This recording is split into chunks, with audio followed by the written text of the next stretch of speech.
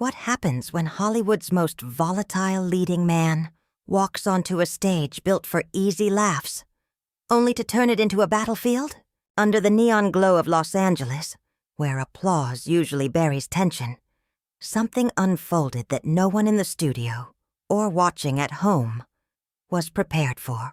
It was supposed to be routine, another celebrity plugging another film on Jimmy Kimmel Live.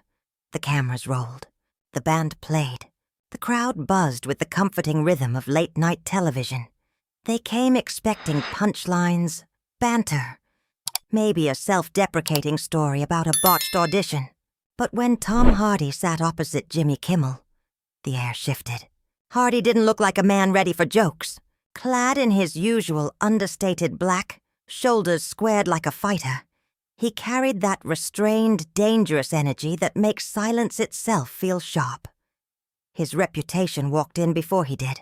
A performer who doesn't just act, but vanishes into roles. A man known for intensity both on and off screen. Hollywood's dark knight of method. Now he sat across from the king of late-night mischief. Jimmy, the comic tactician. A host who had built his empire on wit. Poking, prodding, needling, until A-listers cracked into laughter. He'd sparred with presidents, clowned with pop stars, turned awkward silences into viral gold. But this time he misread his opponent. He thought Hardy would play along. What followed wasn't banter. It wasn't comedy. It was confrontation. Raw, unscripted, impossible to turn away from. Within minutes, laughter froze into silence. What was meant to be light entertainment spiraled into one of the most brutal exchanges ever aired from a late-night stage. Because Tom Hardy wasn't there to be a punchline. He wasn't about to let his craft or his integrity become the butt of a joke.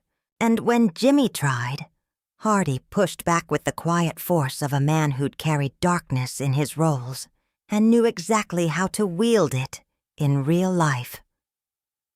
This wasn't a late-night chat. This was a duel, and only one man would leave with his power intact. The curtain rose on familiar rhythm. Jimmy Kimmel greeted his guest with a sly grin and an easy jab.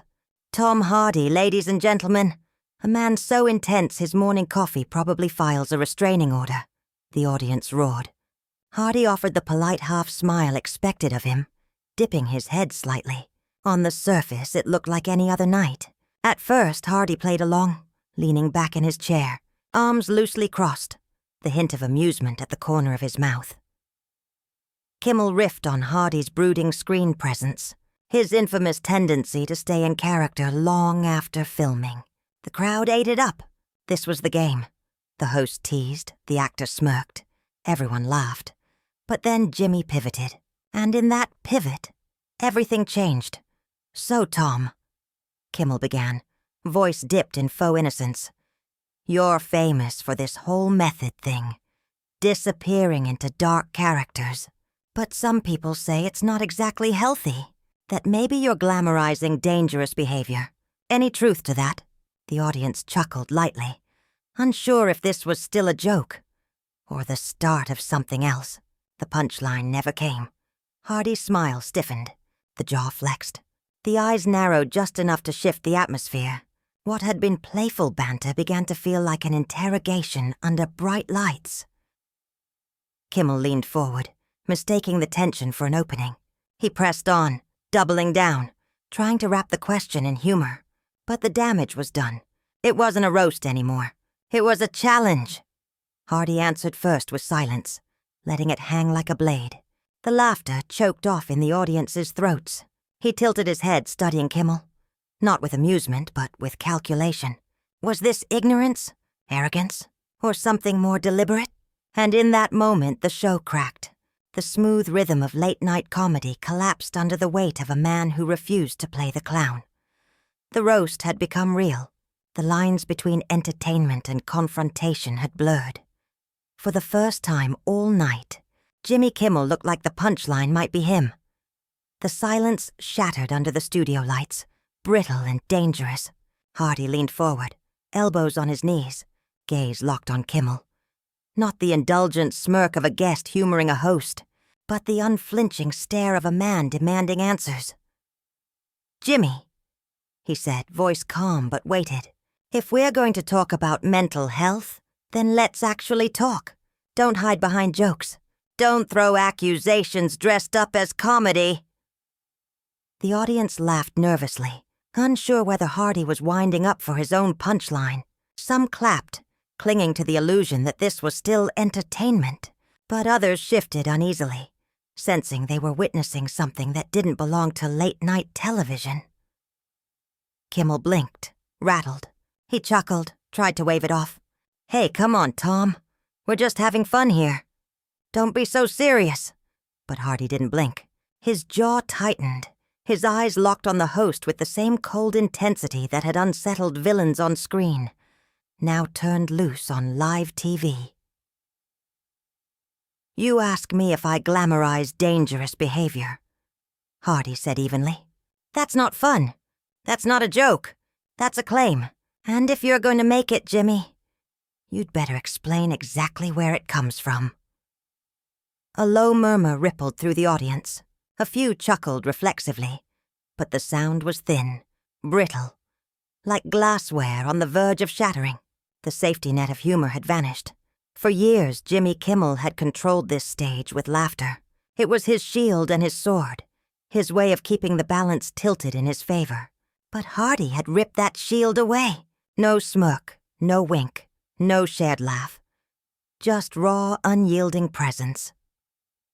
Kimmel forced a grin. All right. Don't bite my head off. I mean, come on.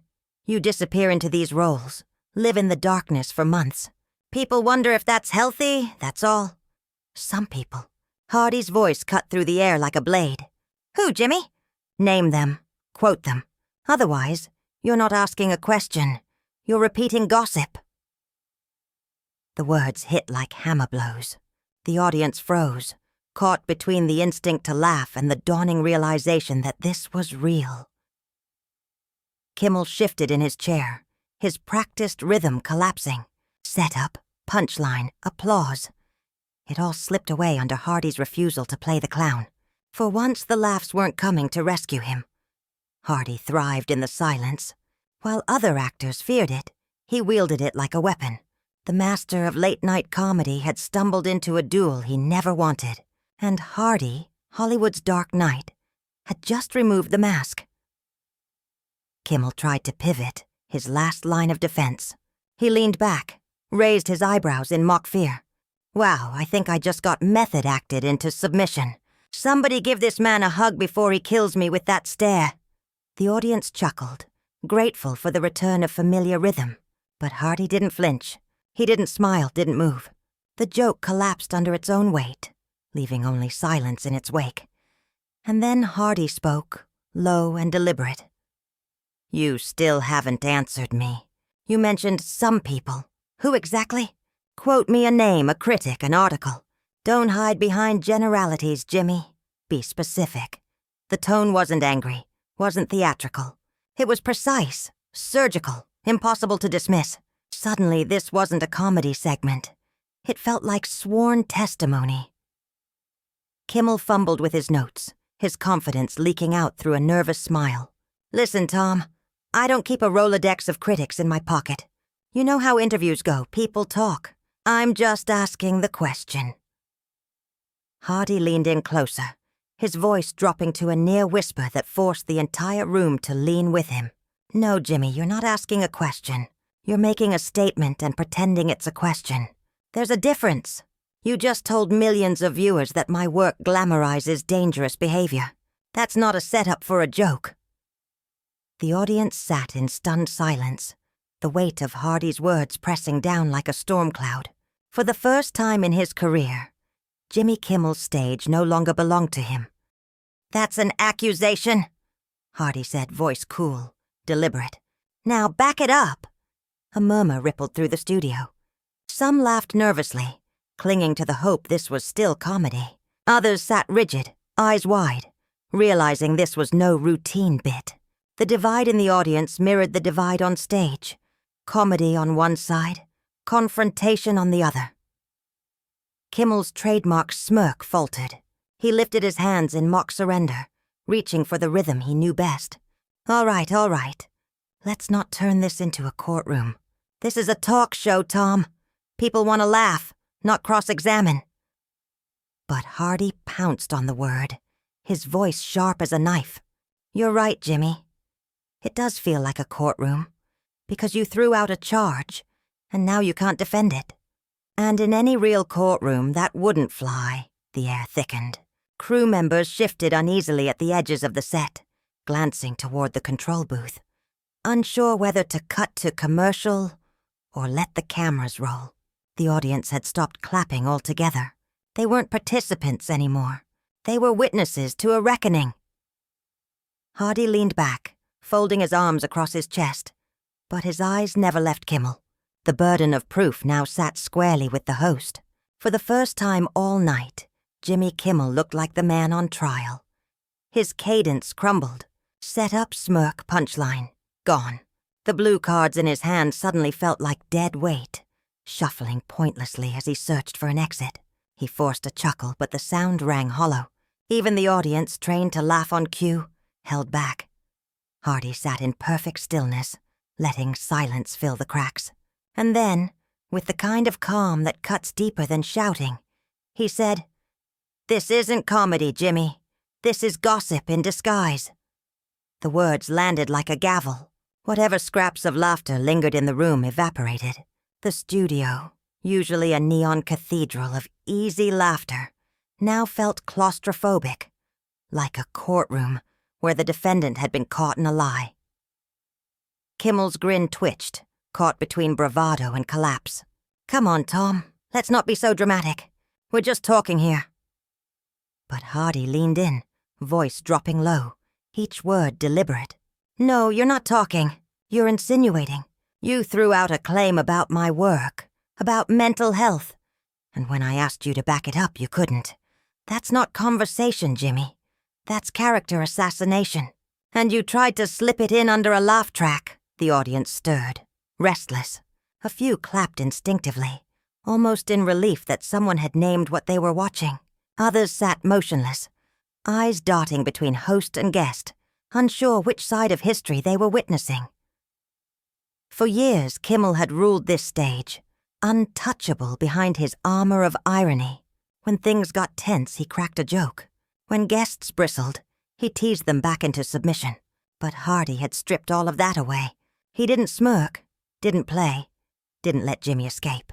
He forced him to sit in his own words. The power dynamic inverted. The host looked like the guest, fumbling for control. Hardy had become the interrogator. Kimmel, the defendant. You can't just hide behind vague, "some people," and call it journalism. Hardy pressed, voice even, surgical. "If you're going to accuse, you need evidence. Otherwise, all you've got is gossip. And gossip has no place on this stage, or any stage that pretends to have integrity." Kimmel's laugh broke mid-breath. It sounded thin, nervous. His smirk had gone brittle, as if it might crack under the weight pressing down on him. He glanced at the crowd, searching for backup. But they weren't with him anymore. They weren't laughing. They weren't clapping. They were watching, bearing witness to a host unraveling in real time. In that moment, Tom Hardy didn't look like a guest. He looked like a man delivering judgment. And Jimmy Kimmel, master of late night, looked like a man standing trial on his own stage. The room fractured.